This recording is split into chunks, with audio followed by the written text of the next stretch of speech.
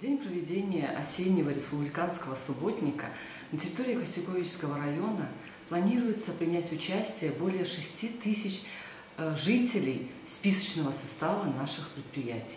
Это более 40 трудовых коллективов примут участие в мероприятиях по наведению порядка на прилегающих территориях, по наведению порядка на закрепленных территориях и на рабочих местах.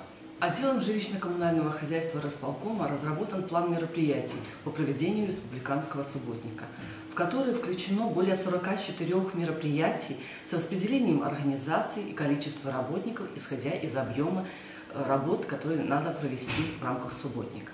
Средства, собранные на республиканском субботнике, планируется направить в Могилевский облсполком в порядке, определенном Министерством финансов и постановлением 570, в том числе на финансирование такого знакового, значимого объекта, как строительство Национального исторического музея Беларуси и создание его постоянной экспозиции.